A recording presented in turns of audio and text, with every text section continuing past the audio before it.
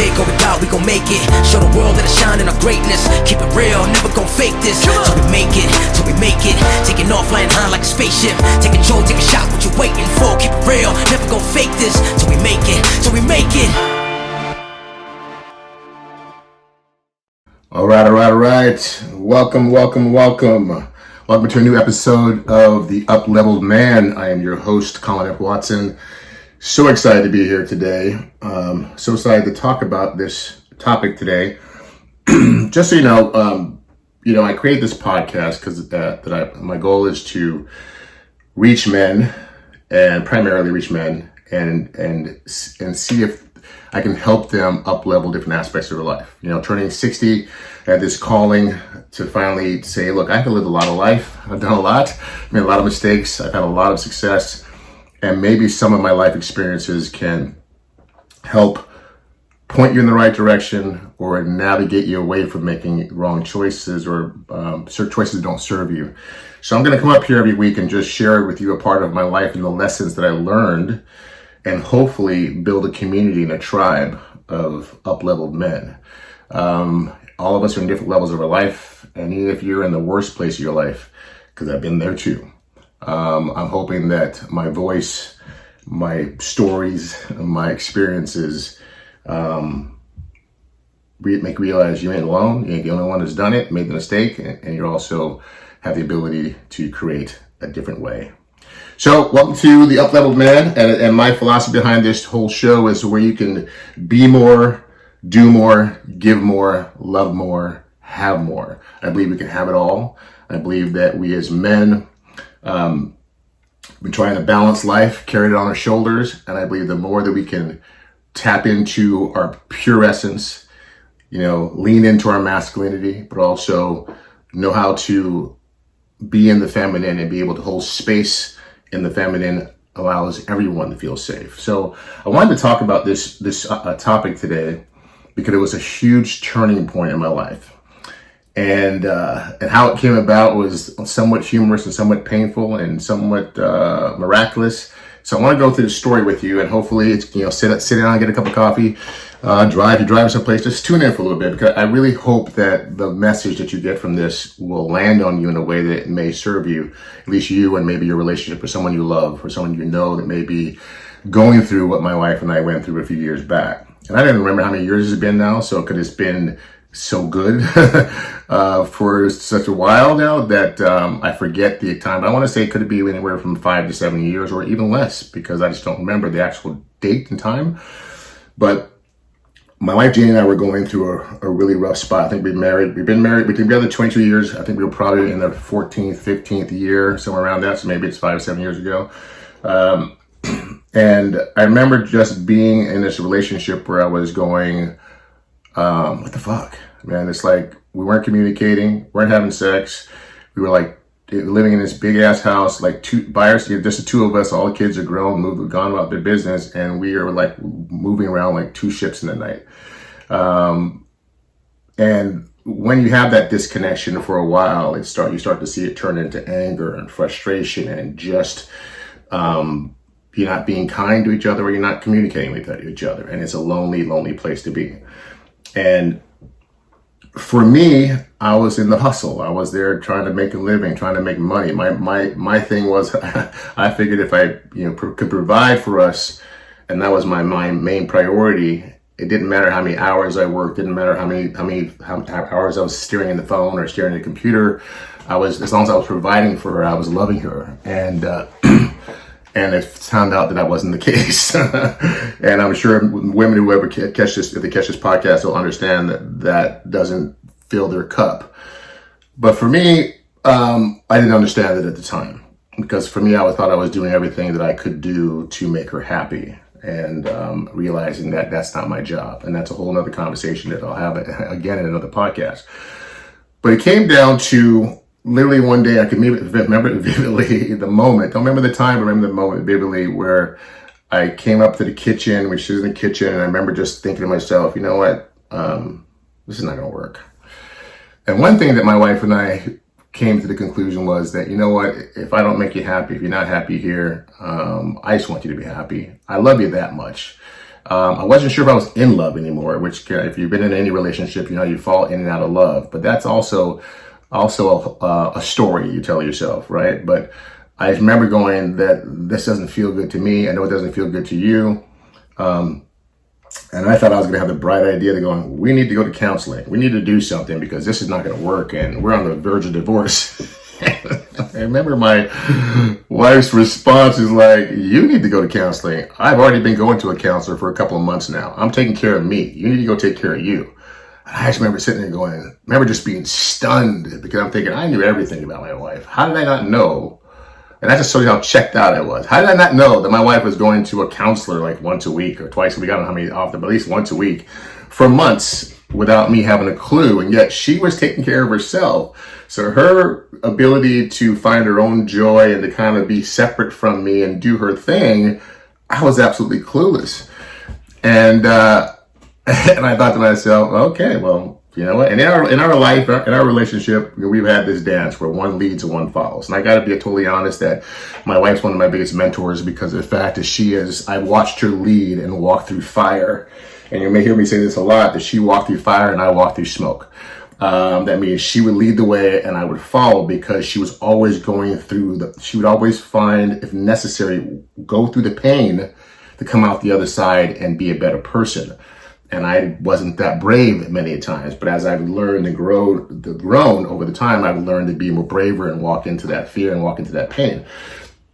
And I think that's what makes us more up-leveled, if you will. So I remember looking and said, okay, I'm gonna go find myself a counselor. That's not a bad idea. Let me go do that. And I remember going through, Yelp and looking for counselors, looking for reviews, and there was a guy down the street that was local to us, in Hermosa at the time. We're living in Hermosa. And I go see this guy. And I sit down. He's like, what's going on? And I sit down and I do my thing. I start complaining about how fucked up my wife is and how she does this. She's yelling, she's bitching, she's moaning. Nothing's good enough, blah, blah, blah, blah, blah. And the response I get from this guy is like, wow, yeah, sounds like you're married to not a very nice woman. And it sounds like she could be kind of a bitch and this, that. And I'm thinking to myself, time out. Wait a minute. Hold on. Now, I can say that, but you can't say that. And something didn't feel right. And I remember leaving the session going, this doesn't feel like that's what I'm looking for. But I went back again and kind of did the same thing. How did we go? Well, that's pretty much the same, dude. Nothing's changed. I mean, we're still freaking, either arguing or not talking, one of the two. And he gave me some other stupid advice. And I think he said something like, hey, why don't you bring your wife in here? Maybe I can straighten her out. And I was like, okay, you're not the guy because you don't know my wife. And if you think you can straighten my wife out, buddy, you got another thing coming. She will rip you up and just shred you out because who the fuck do you think you are? And I said, okay, I'm done. So I remember coming back and I remember just being humble and asking my wife, I said, you know what? I kind of, the guy I'm finding is not working. Does your counselor, since you seem to be so grateful for the connection you made, does she happen to know somebody that she can refer me to? Because at this point, I'm gonna like, this is our last ditch. We're gonna either go for it and make this work, or we're gonna separate and go about our business. And I was already thinking about separating bank accounts and separate this and separate that. And how are we going to break up the business? I mean, I'm seriously going down the road to where I'm thinking, how do you pull back? How do you bring it back from this place? Like where you're fucking just not connected and you're like going, I'm not even sure if I fucking love you anymore because this doesn't feel good. All I can think about how bad it felt. And I'm sure I could see how unhappy she seemed to be with the relationship, yet she was finding her own place by taking care of herself. And there's a key lesson being spoken here, and I hope you guys can tap into it. So she refers me to a guy. He's in Santa Monica. It's not very far from where we live here and by the beach. And I go to see this guy and I sit in the chair and I do the same thing. I sit down and he goes, what's going on? What brings you here? And I do a 30-minute tirade about how fucked up my life is and my wife is this and I cannot do anything right and it's always complaining. She's always bitching and moaning. It's like, fuck, can I just do anything right? And it doesn't feel good and I think we're probably going to go to divorce, but I'm coming here just to see if there's something you can do to fix it because I love her. And I go, but I don't want, if I make her that miserable and if she's that miserable with me, I don't want I want to set her free so she can go be happy. And I don't know what I'm doing wrong, but I'm coming here to see if it's my last ditch help. If you can't save this marriage, it's done. And after he listened to me kind of go off for 30 minutes, he asked me the question. This is the fucking $1 million question, so pay attention. Because I think it's not only does it pertain to us and our relationships, it could pertain to every aspect of your life. He looked me dead in the face and he said, so let me ask you this. How did you create this? And I remember just hearing what he said and my brain going, what the fuck, what? I mean, did you just hear what I just said? How fucked up she is and how, here I was doing this, pointing fingers, man, how fucked up she is. I got 3 pointing back at me. And how she's not this and how she's that. And he's like, yeah, how did you create this? And I was like, well, I don't get what you mean. What do you mean? How did I create this? I'm not creating it, it's her. And he goes, no, how did you create this? Was your wife always this way? No. How was she when you guys met? Oh my gosh, she was amazing. She was loving. She'd laugh. We would cuddle all the time. We had sex all the time. I mean, it was just, we'd do things together. We'd ride bikes together. It was amazing. And how were you showing up then? I was like, oh. So we talked about it for a while. And I started to dawn on me what he meant by how did I create this? And I want you to think about that. That every aspect of our lives, regardless if it's our relationships, our finances, our health, it is how did we create this? How did you create this? How did I create this? So he goes, I have he goes, how bad do you want to save your marriage on a scale of 1 to 10? I said, 11. I said, now that you make me think about it, and I think about how we met, and just how our life was prior to these last few years, it's amazing. And she's amazing. And I mean, the man I am today would not be without her. He's like, so scale of 1 to 10, like, how bad? I go, 11. Fucking what? He goes, well, you have an option. He goes, I want you to go home. I have a little homework assignment for you, and you can do it or not do it, and how you go about doing it. But for first, some homework assignments, I want you to go home, and I want you to write a letter to your wife. I want you to go through your life, go through these last few years, when you saw the shift in her, when the relationship started to shift, what was going on, what happened, how did you stop showing up? How are you in the beginning, and how are you now? I was like, oh. And just to give you a little context, and I don't know about you other women out there that may hear this podcast, but I felt like, my wife had probably a reason to be a little pissed off because I pursued my wife with reckless abandon. I was broke. I was emotionally broken, just came out of a fucking horrific relationship, battering, and, I felt like a battered bitch, and I was, mentally and verbally abused. And I was like, why are you putting yourself in this fucking situation for? Like, who the fuck are you that you're allowing somebody to treat you this way? And I came out of that relationship wounded and pissed off and angry, but yet I saw this woman who had her shit together, had a good job. She's also was a fitness instructor, group exercise instructor, phenomenal shape, gorgeous.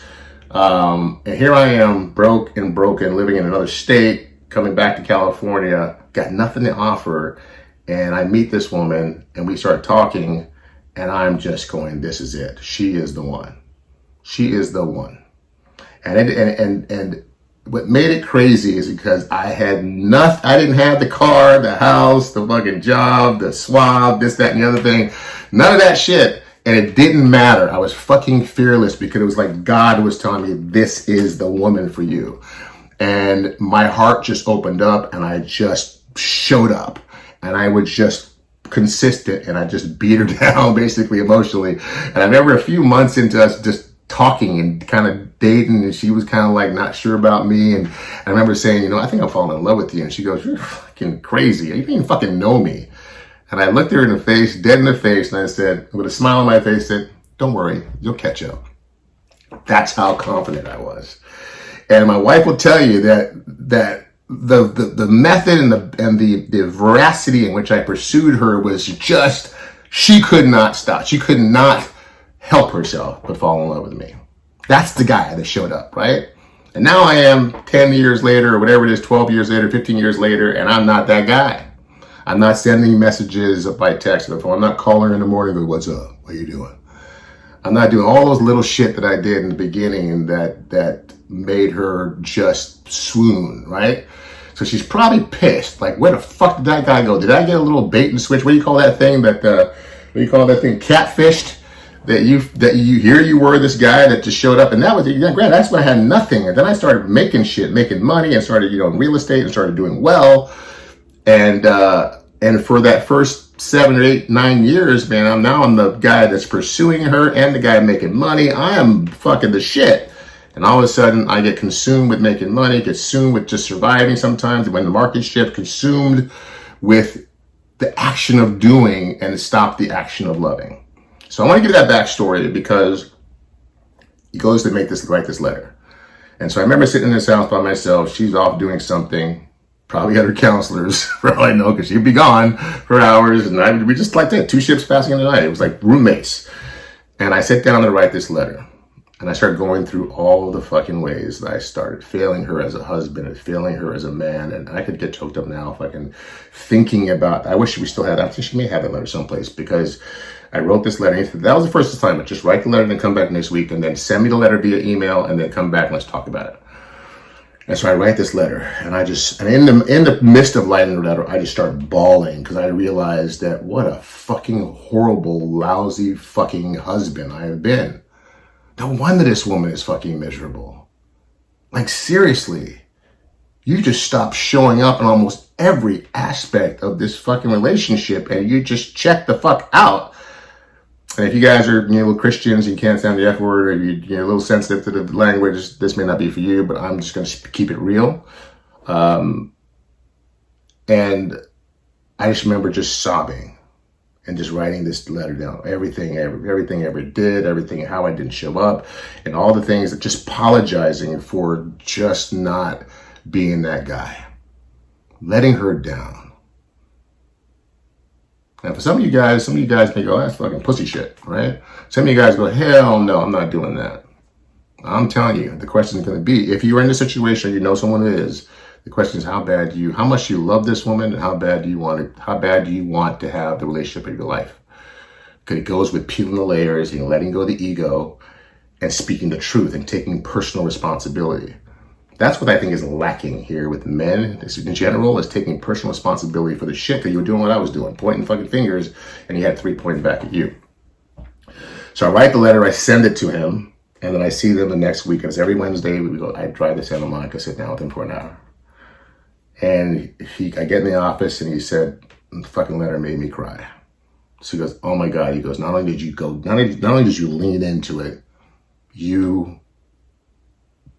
amazing. He was just, you completely, I could not believe what you put down on that piece of paper. And he said, okay. He goes, I'm proud of you. Good job.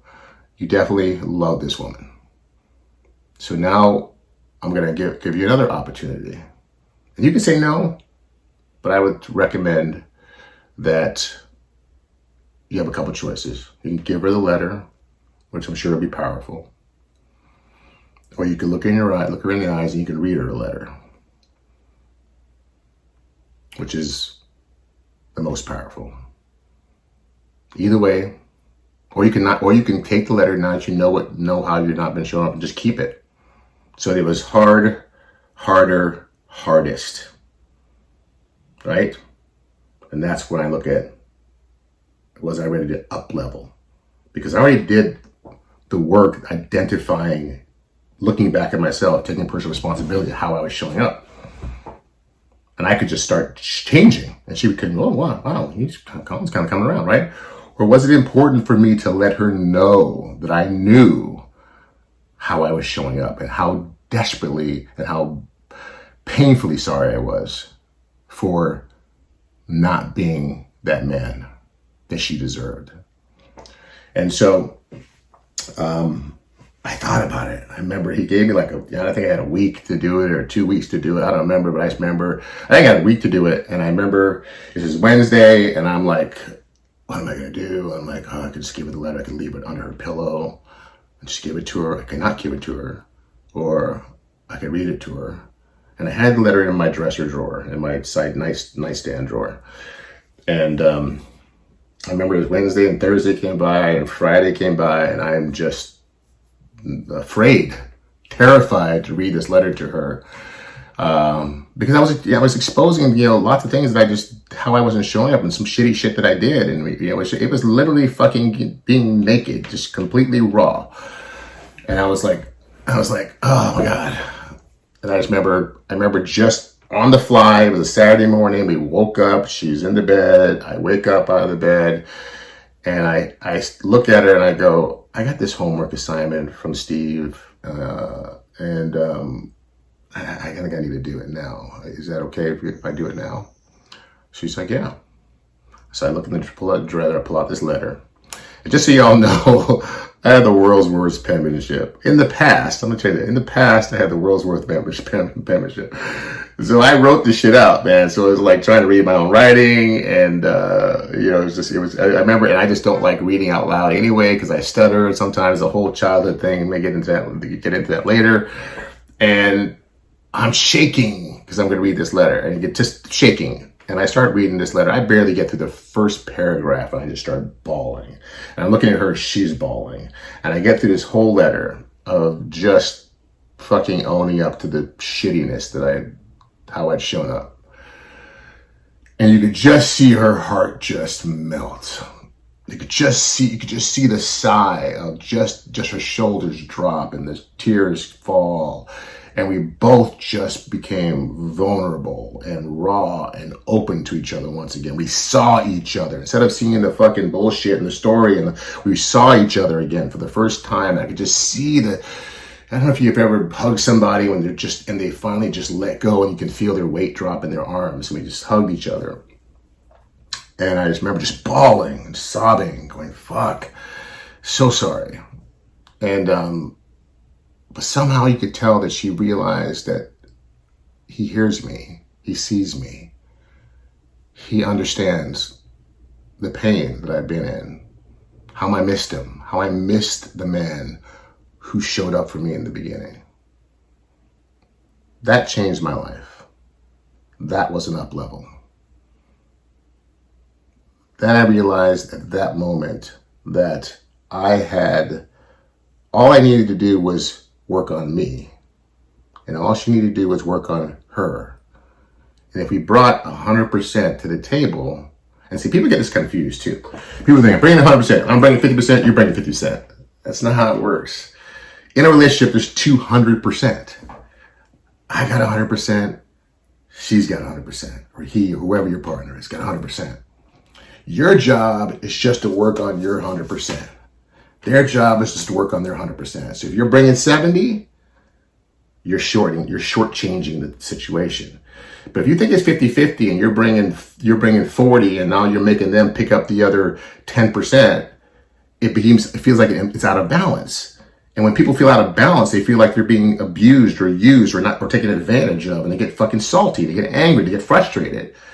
So I just knew that I needed to keep working on me. That was the first thing I did, because he gave me an opportunity to see what was going on. He gave me an opportunity to level up and do something about it.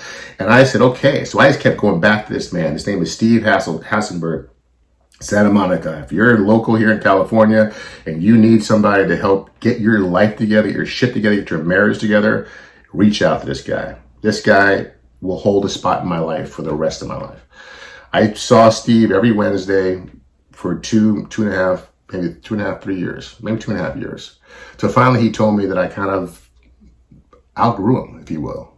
In a place like, man, you're thriving to the point, you're showing up in such a way that I got nothing else to teach you, which was a hell of a compliment. But I just wanted to share this with you. How did I create this? And it's not a you. You're not pointing the finger at your spouse and telling them they need to do this and that, the other thing, because it doesn't matter if they do nothing. It's about what you do, how you show up, how you work on you. It's all internal work, not the external shit. As my mentor Preston says, it's not the outside in life, it's the inside out life, right? So every week I would go back Every day I'd come back and I would start to pay more attention, start to understand the love language of my wife. It's quality time and physical touch. Quality time, physical touch. Mine's physical touch and affirmations. And we just started working on it and working on it. And I got to tell you that the wife and the life that I have today and the relationship we have, much before I came down to this podcast, we were sitting here having a conversation. And we have these intimate conversations. We both can just well up because it brings back memories or it brings back a aha moment. And I can she could be a sounding board for me. And we have these really intense, intimate conversations, which brings us closer together. And the fact that I respect her because I told you, she walks through fire. I'm telling you, she just chooses if the path is harder or easier, but she wants to get to the other side of it, she'll walk through fire for it. And I commend her for that. So I wanted to just bring this full circle and kind of now let you know why that sentence, those 5 words mean so much to me, because every time my life seems to be out of balance, and there's no such thing as balance, but it's not optimal. If my health is not optimal, I look inward at myself and go, how did I create this? If my body is not optimal, how did I create this? I've had 5 back surgeries in the last 3 years. And I could simply blame the back surgeries for being out of shape. Like, oh, fuck it, man, I've had 5 back surgeries. I'm in pain, chronic pain every single day. It's just that, it's like, fuck it. Why even show up? Right? Like, how'd you create that? Because sometimes, a lot of times things going on with your body is not because of just some physical external thing happening. Yeah, I was in the gym. Yeah, I picked up a weight. But really, is that the cause of it? Or are you not being congruent someplace? So if you find yourself looking at your relationship or looking at your life, looking at your health, looking at your finances, looking at your career, looking at your friendships, looking at anything that doesn't seem to be optimal or working for you instead of against you, ask yourself the question, how did I create this? And listen for the answer. Don't be so arrogant and egotistical that you think it's always somebody else's point. Because the guy who blames someone else all the fucking time and takes no personal responsibility is never going to be able to be fully up-leveled, right? And so I just wanted to share that with you because ultimately, one of the most important things in my life is my wife. I can't even imagine what my life would be like and who I would be as a man, as a human being, if I did not pursue her fearlessly when I had nothing. That I didn't listen to that voice in my head from God that says, this is the one I found for you. The other 2 you found for yourself. Yeah, that wasn't maybe the best choice for you, but this one I found for you. And you better go after it with everything you got. You better check your ego at the door. Who cares you got nothing? Who cares if you're broken? Who cares about your story? Who cares about your drama? And trust me, I brought drama the first few years because I was so addicted to the drama, so addicted to that fucking negative loop of energy and activity. And she was the calm in the storm because she saw me. She saw this guy, not the guy that was showing up. So anyway, I think I've said enough about that. Don't want to be redundant or boring. But I wanted to share this with you truly because I hope that it impacts you in a way that you realize that everything that's going on in your life was created by you for some reason. And you can also uncreate it by asking yourself that question and doing that same exercise. If you're currently in a relationship right now that's not working the way you want, it just seems like it's falling apart or you're not connected, trust me, your woman just wants you. She just wants your heart. She wants the guy that laughed with her and tickled her and showed up for her and opened her fucking door and told her she was beautiful. No matter what she looks like today, some of you guys say, oh, my wife, had babies, she got to put on a little weight. And she may not be, the hot chick that you signed up for in the beginning. And you kind of go, okay, well, fuck that. No, bullshit. You want the hot chick? See her and treat her like that hot chick that she was 20 years ago, 10 years ago, 5 years ago. She brought your child into the world. And that's a whole nother conversation. But the point is, I want to leave you with every nugget that pops in my head. Your woman just wants you to love her and to see her and to spend time with her and to be the guy you were. However you were that attracted her in the first place, that made her say, I do, or made her say, hey, let's hook up, let's hang out, let's be together.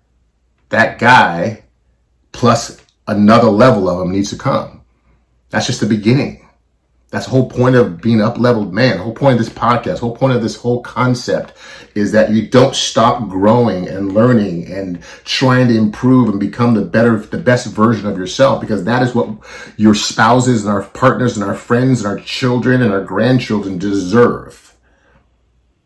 Because you're pretty special. And I'm talking to fucking you. Yeah, you listening to me right now. I'm talking to you. You are an amazing man. And if you're a woman, you're amazing too. But I'm speaking to the fellas right now. You are an amazing man. You were put here on this planet to do something amazing. You have an amazing heart that you may be guarded and not showing. That is most definitely the most attractive part of you. I'm going to encourage you through these series of conversations to let that guy come out. Show it to your kids. Show it to your wife. Show it to your friends. Let him come out little by little. Let that 5-year-old part of you that was joyful and loving and trusting and kind come forth. Call him forward. It's all they need. And I'm speaking to myself when I speak to you. Trust me. Every advice I give, when I hear it come out of my mouth, is coming back in my ear because it's kind of speaking to myself. I have an opportunity today in this moment, to be more present. After this podcast, I get to go take my grandson and his crew, be one of the cars that drives them to paintball, do some paintball for his birthday. I have an opportunity to be that present with him in that moment. Present with my family and my kids at the birthday party. Present with the friends that may be there and the acquaintances. Present with my wife. Present with me. All right, guys. I think I'm going to sign off now.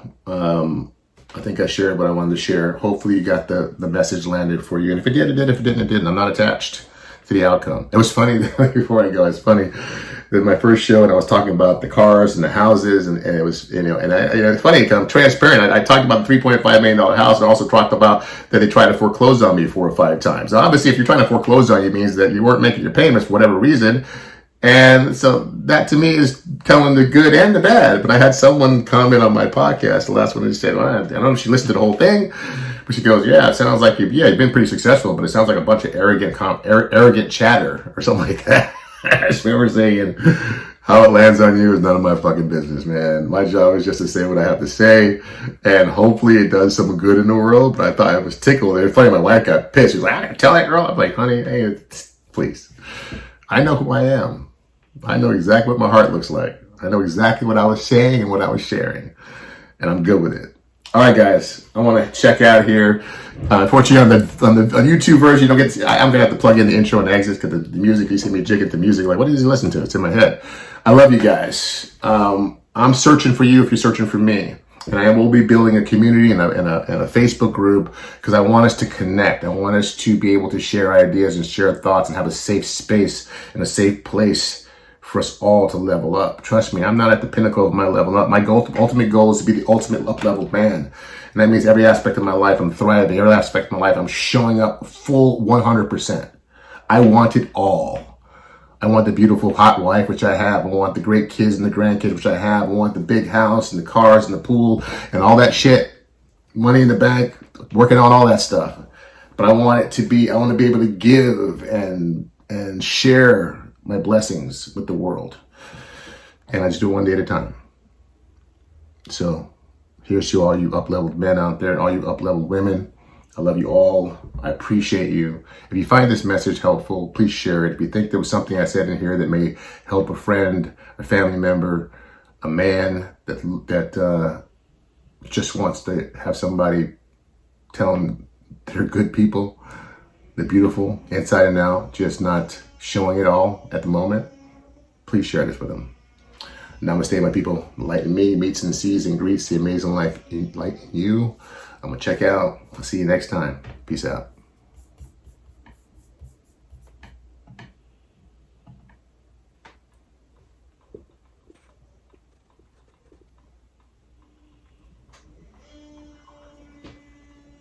See you later.